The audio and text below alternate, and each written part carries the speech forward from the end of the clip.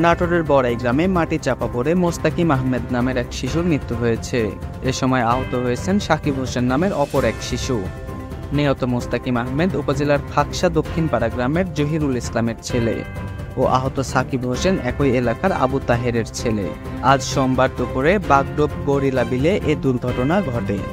বড়াইগ্রাম থানার ভারপ্রাপ্ত কর্মকর্তা গোলাম সারোয়ার ও স্থানীয়রা জানান, বাগডোব গরিলা বিলে কাভিকা প্রকল্পের রাস্তা তৈরির জন্য ভেকু মেশিন দিয়ে মাটি কাটার কাজ চলছিল। রাস্তার পাশের লেকের গর্তে বৃষ্টির মধ্যে কয়েকটি শিশু খেলা করছিল। বৃষ্টিতে সেখানকার পানি নরম হয়ে পার ভেঙে দুটি শিশুর ওপর চাপা পড়ে। এ সময় শিশু সাকিবের সারা শরীর মাটির নিচে চাপা পড়লেও তার মাথা বের হয়ে থাকে এবং মোস্তাকিমের শরীর মাটির নিচে চাপা পড়ে এবং ঘটনাস্থলেই সে মারা যায়।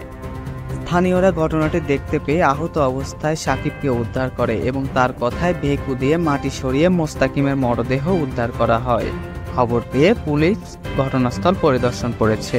4-5টা বাচ্চা এখানে আসছিল খেলাধুলা করার উদ্দেশ্যে, আর ঠিক সামনে আপনার ভেকু দিয়ে মাটি কাটা হচ্ছিল। তো গত 2-3 দিন ধরে বেশ বৃষ্টি হচ্ছে, তো রাস্তার দুই পাশ দিয়ে ব্যাপক পরিমাণে মাটি তুলে রাস্তা উঁচা করা হচ্ছে। তো 4-5টা বাচ্চারা যেহেতু খেলাধুলা করতেছিল, এই পাশ দিয়ে যাচ্ছিল, আমি এখানে আসার পরে শুনলাম, তখন পাশ দিয়ে যাইতেই এই মাটিটা ধসে পড়ে যায়, আর মাটিটা সম্পূর্ণ তাদের শরীরের উপর পড়ে।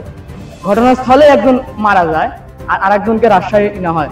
ঠিক মাটি পড়ে যাওয়ার পরে ভেকু ছিল সামনে, তখন ওই ভেকুওয়ালাকে ডেকে আনে, এই ভেকু দিয়েই এখান থেকে তাদেরকে উদ্ধার করে। গতকালকে যে মাটি কাটার পরে যে রাস্তার পাশ দিয়ে কেনাল হয়েছে, নদীর মতো আকৃতির একটা কেনাল হয়েছে, তো সেখানে হচ্ছে বৃষ্টির কারণে মাটি চাপ ধরেছিল। মাটি চাপ ধরে থাকার পরে ছোট বাচ্চা 10-12 বছর বয়স হবে, সংখ্যায় 4-5 জনের মতো হবে, তারা আর কি খেলাধুলা করতেছিল।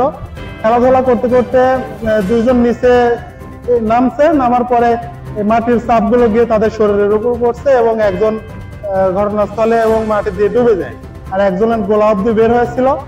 তার চেঁচামেচি এবং ডাকাডাকির ফলে আমরা আসি। ঘটনাস্থলে আসার পরে আমি 3 নম্বরে আসি। আসার পরে ঘটনাস্থল থেকে তাদেরকে একজনকে জীবিত উদ্ধার করা সম্ভব হয়, আর একজন হচ্ছে ঘটনাস্থলে মারা যায়। তাকে আমরা না করে আবার গাড়ির মাধ্যমে ওঠানোর ব্যবস্থা করা হয়েছে।